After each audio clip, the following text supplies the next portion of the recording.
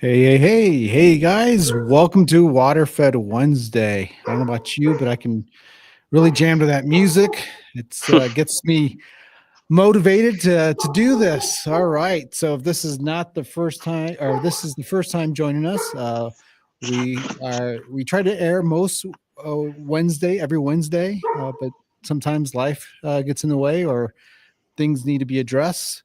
So it's Waterfed Wednesday. This is where we go beyond the bucket and dive into the world of waterfed cleaning, answering questions about our equipment, our business, and our goals of helping cleaners worldwide get the job done faster, safer, and better. I'm Alex Brunner, and joining us live from Belize is who's Yeah, this Shawn guy? Gavin, how's it going? It's going fantastic. Great. We are, let's see, where are we live at? We're on our Facebook business page, our YouTube channel, and also on Instagram. Now, I see that we're on about a 20-second delay with Instagram. So apologies there. But if you got anything you'd like to mention here, I have Instagram open. So chime on in the chats, or if you're on our other pages or YouTube channel, feel free to leave a comment. Let us know where you're watching from. But yeah, how's it going down there? It's hot right now. Sun is setting in my ear here. But there's a breeze and we're working through our project here. As you know, we've been building down here for quite some time. So we're nearing the finish line. And as I can see it in the not too distant future, that's exciting. So very happy to be down here and to be on the show. It's awesome. Nice. Well, you're fighting the heat. I'm over here trying to stay warm. I even got my thermal underwear on inside, but that's just me. If it's below 50 degrees, I got to bundle up. Yeah, same here. Well, on this week, we have a topic that we'll get to answering Tucker's most frequently asked questions. Just a reminder once again, if this is the first time you're joining us, you can check out our previous episodes over our Facebook business page, which is RHC Tucker Pole Systems, and our YouTube channel, which is at Tucker_USA. Couple reminders here. Let's see. We have a couple days left to save 10% on all our items off the website. And also, don't forget about our Takaki Works Boab Plus pouch for $199. So that's a savings of $40 there. That will also end at the end of the month. And yes, let's get into it. We got a lot of questions that we get built up over time, whether it's through our website or people that call in or through other sources like YouTube that have questions that sometimes go unanswered. So we want to make sure we're getting to those and make sure you're getting your work done to the best of your ability with the systems that are running efficiently. So one of the questions that we get, especially in the wintertime, we got a couple related to winter. So the first one is, if I can't run water through the system every couple of weeks, nor do I have climate control storage for my RODI system, what can I do to keep it safe during the winter? Shawn, can you help us out with that? So you can't run water through it and you can't keep it from freezing. So basically we've got to winterize, right? So the idea of winterization is essentially to make it so that you can get into freezing temps and not do damage. So it depends on the filter, right? Sediment, carbon, DI. You can treat all those pretty much the same way. You can get them into bags, like a Ziploc bag, kind of keep them airtight, and that'll preserve those. The RO is really the trickiest one there because you don't want it really to dry out. So what a lot of people will have to do if they cannot, let's say it's like a fill and go, right? So it's mounted in your truck and the truck's going to be stuck outside. The best advice we have for that is to remove the entire RO housing off the system. So undo the clamps, pull the housing, and plug all the ports, and use the RO preserve that we have to kind of stop the fouling that can take place within the membrane itself when water is not ran through it on a regular basis. And then you have to bring that whole thing inside because you can't let it freeze, right? And then everything else on the system, you want to purge the water out. And the simplest way that I've found to do that is basically with an air compressor at low pressure, just push all the water through the whole system. So like our RV, we approach it the same way. We just push all the water through all the air or all the water lines via the air compressor, and then we don't have any water that can freeze or expand, because what you're worried about there is as the water freezes, it expands and it does damage to your housings. Inevitably, we'll have people that will call in March, April as we start getting going hot and heavy with the water fed again, and they just need like the sumps to the clear housing or the gray housings because something froze and it busted. So it really depends on the filter, but that's pretty much the biggest kind of hurdle that you run into is the RO membranes themselves. Right, which is the most costliest. Yeah. Over on Instagram, we have a question from Valley Shines AZ. We'll get to that. I want to answer this next one, and then we'll get to your question next. But it's also in line with winter. My RODI system is hardly producing water right now. Why does it have less flow now than during the summer? Yeah, good question. So RO membranes, they work best under warm water conditions. So if you look at the membrane, right, there's a tube that runs from end to end, and you can see that tube on each end, the permeate tube. It's kind of like a 1-inch plastic piece sticking out of each end of the membrane itself. On that tube, all the filter material is wound around it. So you start with about a 1-inch tube, you wind around it, you end up with a 4-inch filter, right? So all that winding is a bit like the end. If you looked at it from the end, it's kind of like carpet on a roll at Home Depot or Lowe's or carpet supply shop. It's all wrapped around that internal core. And when cold water flows through there, that wrap of the membrane restricts under the cold water, and warm water, it opens up. So the same filter at, let's say, 100 psi with warm water, which is 70, 77, 80 degree water, will flow quite regularly. But if it's cold water and out of the ground, obviously when it's winter, the water is much colder. When the cold water enters, what happens is it restricts and you get less flow out of there. So there's not really anything you can do about that. You can pressurize the system, but even then, you're going to get less flow in the winter with cold water than you are warm. So you have to keep that in mind from a kind of like a flow standpoint. But just about any membrane that we make with a boost pump involved is going to be able to get you through those moments. Absolutely. Valley Shine, Arizona. Let's take a look. Go back up to your question. This is related to cleaning process, I believe. How long does it take to scrub a window with the water fed setup, and does it leave streaks? So I mean, you can answer this, I can answer it. Yeah, go for it. So it really greatly depends on the conditions of your windows, so the type that you're cleaning. So if you're on a residential, I would say if they're a maintenance clean, you can probably do a double hung in less than a minute for sure. But if you're first time doing it in Arizona, I know that you get a lot of dust, a lot of wind, so they cakes up. It may take a little bit longer than that because you're gonna have to scrub all that, and then most likely residential frames are oxidized, so you have to get all that process off. And then once you rinse that away, you get the streak-free results. I would say it could take upwards of 2-3 minutes if they're really bad, but most likely that's not the case. And if you have a whole bunch of windows, the water fed's still going to save you a lot of time. Any Yeah, I thoughts? mean, it really comes down to two things when you think about cleaning a window with a water fed pole and a brush. You've got to agitate the whole surface so you can lift off all the dirt and get it in suspension on the surface of the glass. And then now that it's there, you have to rinse. So if you have a brush with 2 pencil jets, it's going to take you longer to rinse off that surface than, say, 4 pencil jets or one of the Tucker rinse bars, right? So the more water you're able to throw on the surface, the faster you can rinse.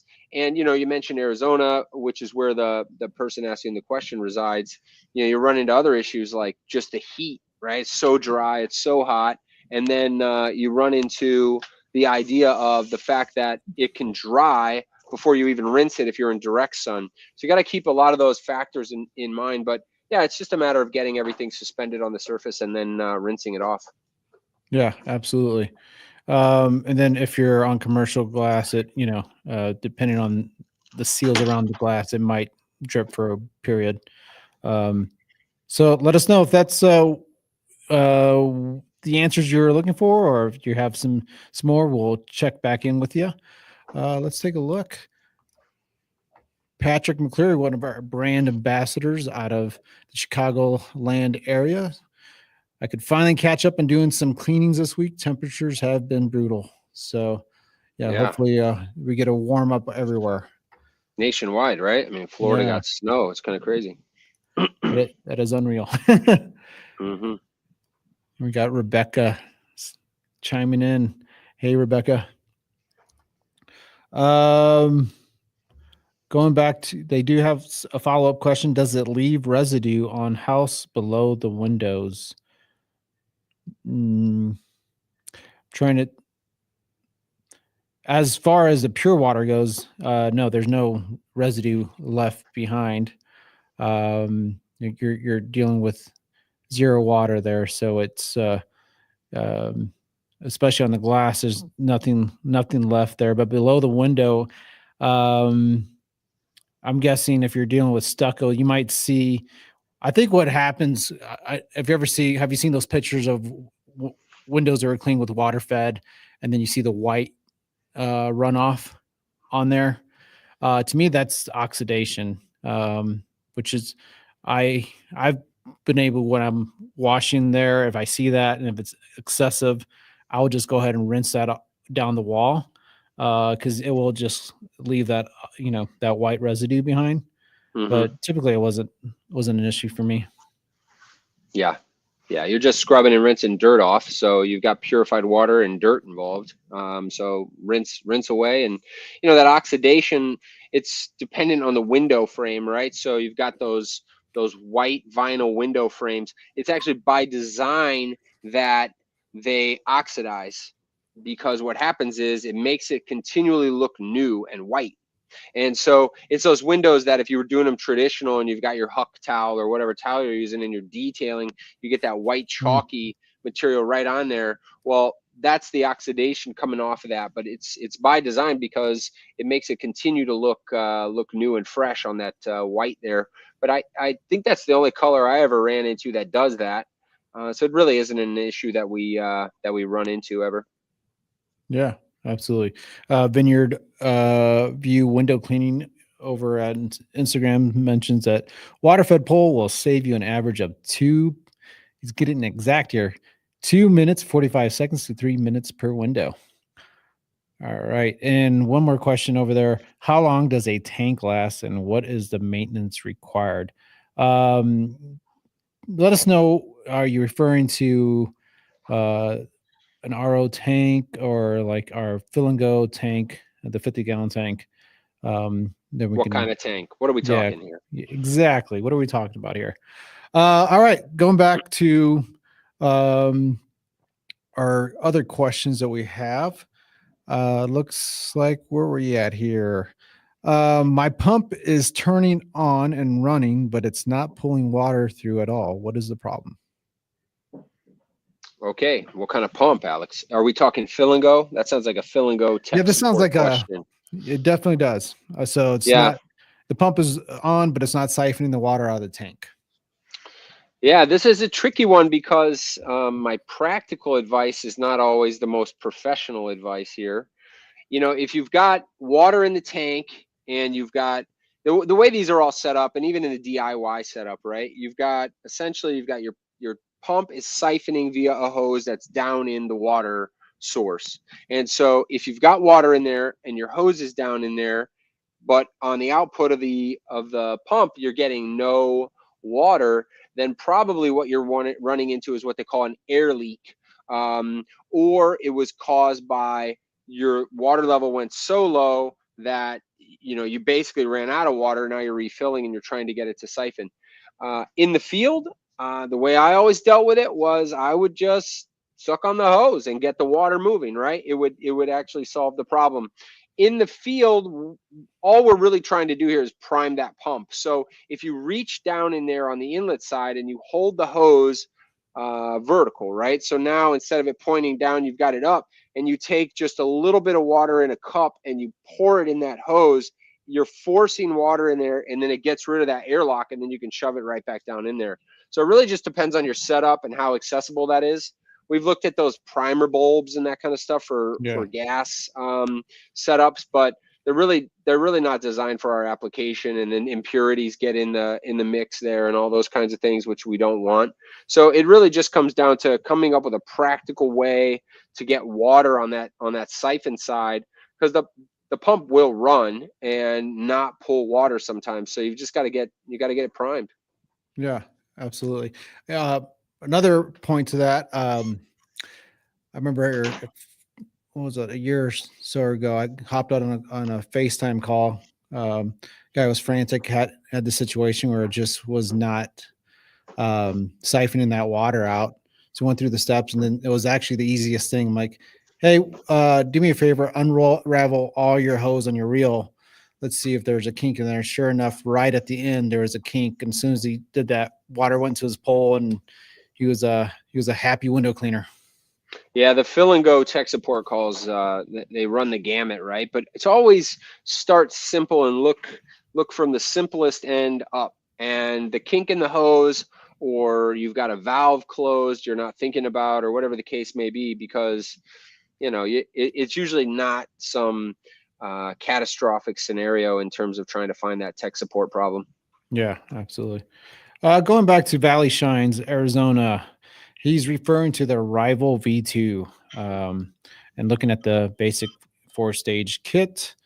So the question is, how many jobs did that tank last me? What is the maintenance refill process required, etc.? Right. So I guess it's going to depend drastically on your skill level. So if you think about it, the filters are all rated at X number of gallons, and the pre-filters on our systems are around 5,000 gallons.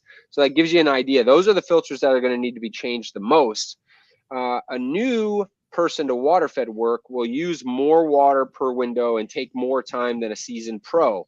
So if it takes you 5 minutes to clean a window versus 1 minute for somebody that's been doing it for a while, that person that only takes 1 minute it's going to last 5 times the amount in terms of how many houses and how many minutes and how many hours, but you're going to get the same number of gallons regardless of your skill level.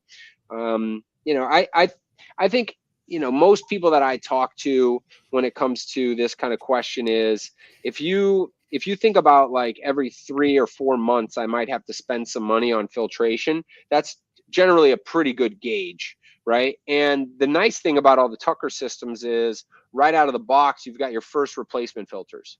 So it's not as if you're going to run into a situation where your filters go bad and then you're calling up or you're going online and you're trying to replace them, or find where you can get them locally, that kind of thing. They're in the box. You get through the job. You remember to place the order after. But it really comes down to your skill level, how fast you're cleaning a window in terms of how many you can clean. And I don't remember the specifics of what Vineyard said there just a little while ago, but people have it dialed in terms of how long it takes and how many gallons per house. To give you an idea, the fill and go is a 50-gallon system, and a professional that's been at it for a while can get through a day of residential cleaning with those 50 gallons. You might have a situation where you run into needing some more, but that's not a lot of water when you think about it, right? So it really comes down to your speed and your professional level from a equipment usage standpoint.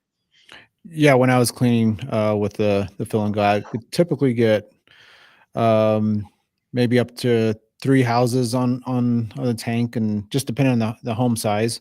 Yeah. And then on the last job, filling it back up, and So I would say roughly maybe 20 gallons house maybe. Yeah, Uh, water conservation is key too, right? yeah, So if you're going window to window, right? You got it on the window, you've got 6 feet to walk over, and you don't turn the water off. Well, however long it takes to get over there, you've used water. yeah, So turning it off, Miss Smith comes outside, starts talking to you. If you've got a leaning on the house and it's just running, obviously, that's going to use up your filtration in terms of the usage there. So it just comes down to your approach and those kinds of things. But sure. you can conserve water and get pretty far with it. Yeah. It looks like follow up with it says I have another DI tank that I have to refill resin on every couple weeks. So is there anything like this I have to do? So with the multi-stage system, your RO membrane is going to do at least 90% of the work when new. So you're in Arizona, you can kind of chime in on what your TDS is, but I'm imagining it's quite high, probably in the 3, 4, maybe I've seen even 500s in that area.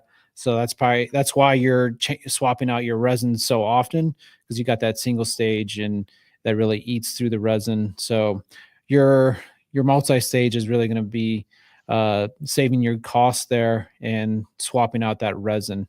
But it just really factors in how many jobs you're doing, and you know, like you're talking about how much you're running water through it. But you'll definitely see advantages of using a rival over just a DI only. All right.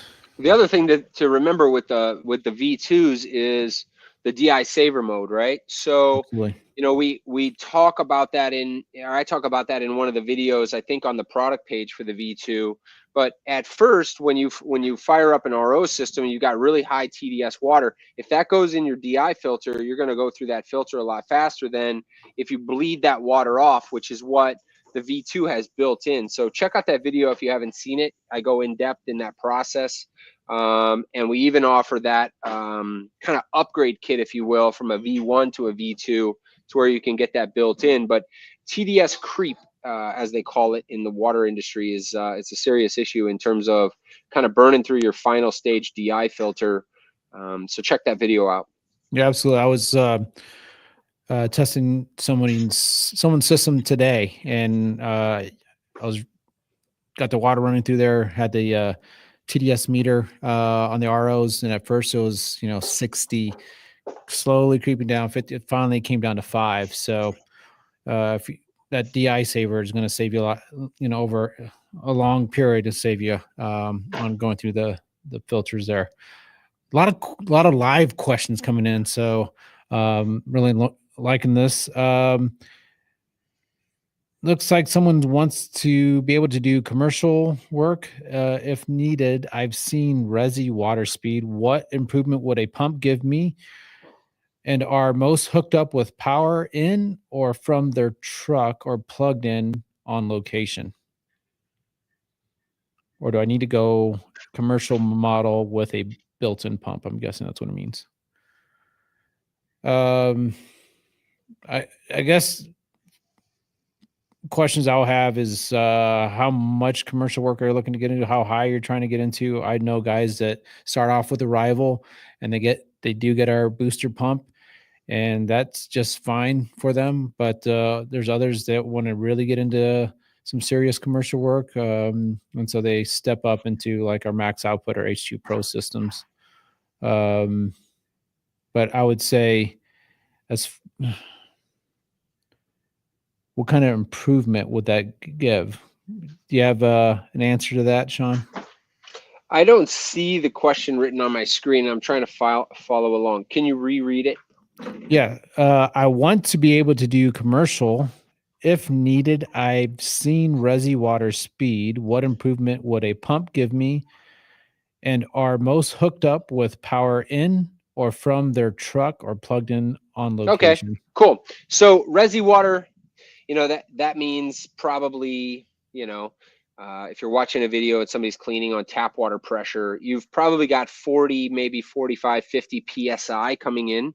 And we touched on water temperature affecting the flow out of a system earlier in the podcast. The other factor there is water pressure. So if you have 45 or 50 PSI coming in, and then you hook up a boost pump, our boost pumps run at about 110 to 120 PSI. So you're doubling essentially the pressure coming in, which actually pushes that volume to 2, maybe 3 times the flow out of that system. So yes, from that standpoint, the boost pumps will do that. How they're powering them, I've got a full-size Ford F-150 that has a plug in the bed. That plug will run that kind of pump. They don't pull that much power. A standard residential plug will run those pumps, so it doesn't have to get super complicated in terms of running those boost pumps. But it will double, if not 2.5 to 3 times your flow out of those systems when you run those boost pumps, because it removes that variable of the low pressure. Now, when people think about boost pumps and more water, that doesn't necessarily equate to a solution for commercial, right? So if you're trying to do commercial work and you want to work at 50 or 60 feet, you need to boost the pressure to get to that height. Or you could even, with an H2 Pro or a 4060, for instance, that we make, you could have a boost pump built in or on board that would allow you to run multiple operators in that scenario, right? So you're now running a lot of water through there. But you don't necessarily need a boost pump to do commercial work versus residential. It really comes into wanting to work higher than, say, 35 or 40 feet without a pump. You need one with to get to that height. And then if you want to run multiple operators, you need a pump. But yeah, you'll see much improved performance with a pump. Yeah. And I think a lot of times people see, coming maybe with their pressure washers and they want a lot more pressure coming out of their brush, but you also got to think about as you're cleaning, sometimes too much pressure is not a good thing because you got splashback coming all over the place, reintroducing dirty water again. So, I think when I used the fill and go, that provided just a great amount of pressure, right amount of pressure to me. I know sometimes guys are like, oh, I want to crank up that plug and pump all, the 120 PSI. They love that. But to me, it just seemed like it was a little too much. Because a lot of times I would run into that. If I'm not careful, I'm splashing dirty water back into to the windows. Wow, look at the time. It's already 4:00. 4:00 here. It's what, 5 your time? 5 o'clock here. All right. Well, and if you guys on the East Coast are heading to dinner, so we do want to ask one question regarding pumps. And I think we get this a lot. Going back to we have pumps that say it's 5.3 gallons a minute. So does that mean our systems, when we connect that, we're going to get 5.3 gallons a minute of pure water? Yeah. So it depends on the short answer is no. That's what the pump is rated at. And when you talk about battery powered pumps or even these electric pumps, right? So it's like anything. People want to brag that they have more rather than less. And so when it comes to pumps, if it says it's a 5 gallon per minute pump, what that means is under the most optimal conditions, you will get that. Well, we're probably never going to experience the most optimal conditions, right? But they have tested it under those conditions and got it. Now, the other thing to understand is on the output of the pump, to get that 5 gallons a minute, you have to have no fittings, no hose, nothing, right? So siphon line, pump, output. Well, that's not realistic, right? So as soon as you put a barb fitting on there, you've restricted the output. If you put a foot of hose or a foot of tubing, you've restricted it even more. If you put 10 feet, even more. You put an elbow, even more, right? So you never really see that out of it. So when you see a 5 gallon per minute pump, you're not going to get that out of the system itself, usually ever, because that's how they're coming up with that rating. It's a 5.3 gallons per minute open flow. Open flow means nothing on the output. Yeah. It's kind of like when you're talking about cars and all the horsepower it has, but then you got to realize there's also, the drivetrain loss and lot of factors. And so you're not experiencing, if a car manufacturer says they have 360 horsepower, at the crank. You're not going to experience that at the wheels. Kind of Right. right on. Well, thank you everyone for joining us live here on Waterfed Wednesday, where we're answering a lot of the frequently asked questions. Unfortunately, we run out of time and we can't get to all of these. Some of these I've realized that we have maybe covered them in the past. So if you're looking, if your questions weren't answered, please check back on our YouTube channel. That's you can find us at Tucker_USA. A lot of videos there that go over whether how long are my filters are going to last. Talking about pumps. A lot of commonly asked questions will be in our previous episodes. Please check them out. This is now our episode 17. So, getting a quite extensive library of topics that we have covered. So thank you guys for joining us again. Just a reminder, we have a couple days left on our 10% off sale at our website. And also we're able to save $40 on the Takaki Works Boab and pouch that we have there. So please check that out. And remember to check out all our other episodes that we've have on either our Facebook business page, which is RHG Tucker Pole Systems. And once again, our YouTube channel is at Tucker_USA. So we appreciate you guys joining us this week, and we look forward to chatting with you again at another time. Thanks, Absolutely. Shawn, for joining us. Yep. And keep those questions coming. We'll bank them and do another episode. Thanks, everybody. Absolutely. Thanks. Take care. Bye-bye.